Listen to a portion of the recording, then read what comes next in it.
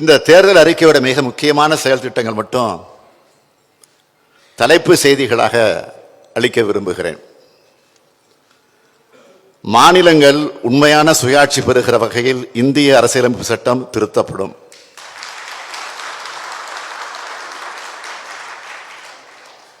ஆளுநர் பதவி தேவை இல்லை என்றாலும் அந்த பதவி இருக்கிற வரைக்கும் மாநில முதலமைச்சர்களோட ஆலோசனை பெற்ற ஆளுநர்கள் நியமிக்கப்படணும். ஆளுநர்களுக்கு அதிக அதிகாரம் வழங்குகிற பிரிவு 361 நீக்கப்படும். உச்சநீதிமன்றத்தோட கிளை சென்னையில் அமைக்கப்படும். புதுச்சேரிக்கு மாநில தகுதி வழங்கப்படும். ஒன்றிய அரசு பணிகளுக்கு தமிழ் உள்ளிட்ட மாநில மொழிகளில் தேர்வு, நேர்முக தேர்வு ஆகியவை நடத்தப்படும். ஒன்றிய அரசு அலுவலகங்களில் தமிழ் பயன்படுத்தப்படும். அனைத்து மாநில மொழிகளது வளர்ச்சிக்கும் சம அளவு நிதி வழங்கப்படும். திருக்குறள் தேசிய நூலாக அறிவிக்கப்படும்.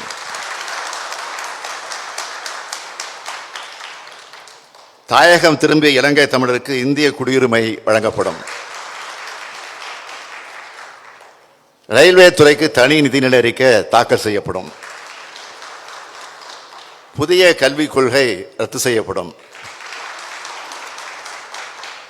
நாடாளுமன்ற சட்டமன்றங்களில் பெண்களுக்கான 33 விழுக்காடு இடஒதுக்கீடு உடனடியாக அமுல்படுத்தப்படும். நாடு முழுவதும் உள்ள அரசு பள்ளி மாணவர்களுக்கு காலை உணவு திட்டம் செயல்படுத்தப்படும். இந்தியா முழுவதும் உள்ள குடும்ப தலைவிகளுக்கு மாதந்தோறும் 1000 ரூபாய் மகளிர் உரிமை தொகை வழங்கப்படும். தமிழ்நாட்டுக்கு நீட் தேர்விலிருந்து விலக்கு அளிக்கப்படும். மாநில முதலமைச்சர்களை கொண்ட மாநில வளர்ச்சி குழு அமைக்கப்படும். மகளிர் சுய உதவி குழுக்களுக்கு 10 லட்சம் ரூபாய் வட்டியில்லா கடன் வழங்கப்படும். பாஜக அரசின் தொழிலாளர் நல விரோத சட்டங்கள் மறுசீரமைப்பு செய்யப்படும். தேசிய நெடுஞ்சாலைகளில் இருக்கக்கூடிய சுங்கச்சாவடிகள் முற்றிலுமாக அகற்றப்படும்.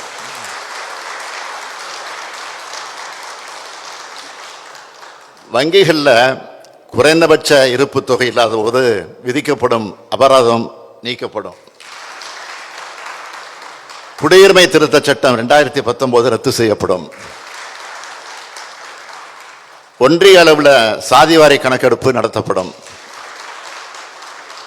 ஜிஎஸ்டி சட்டத்தில் திருத்தம் கொண்டு வரப்படும். தொகுதி மறுசீரமைப்பில் தமிழ்நாட்டோட முக்கியத்துவம் குறையாமல் பாதுகாக்கப்படும். வேளாண் விளைபொருள்களுக்கு மொத்த உற்பத்தி செலவு +50 விழுக்காடு என்பதை வலியுறுத்தி உழவர்களுக்கு குறைந்தபட்ச ஆதரவு விலை நிர்ணயம் செய்யப்படும். இந்தியா முழுவதும் மாணவர்கள் பெற்ற கல்வி கடன் தள்ளுபடி செய்ய நடவடிக்கை எடுக்கப்படும். விமான கட்டணம் நிர்ணயிப்பது முறைப்படுத்தப்படும். எல்பிஜி சிலிண்டர் விலை 500 ரூபாய், பெட்ரோல் விலை 75 ரூபாய், டீசல் விலை 65 ரூபாயாக குறைக்கப்படும். புது சிவில் சட்டம் கொண்டு வரப்படாது. மகாத்மா காந்தி தேசிய ஊரக வேலை உறுதி திட்டத்தின் வேலை நாட்கள் 100லிருந்து 150ஆகவும் ஊதியம் 400 ரூபாயாகவும் உயர்த்தப்படும். ஒன்றிய அரசின் உயர்கல்வி நிறுவனங்களான ஐஐடி, ஐஐஎம், ஐஐஎஸ்சி, ஐஐஏஆர்ஐ ஆகியவை தமிழ்நாட்டில் புதிதாக அமைக்கப்படும். பாஜக அரசால் கொண்டு வரப்பட்ட மக்கள் விரோத சட்டங்கள் அனைத்தும் மறுபரிசீலனை செய்யப்படும். ஒரே நாடு ஒரே தேர்தல் திட்டம் கைவிடப்படும்.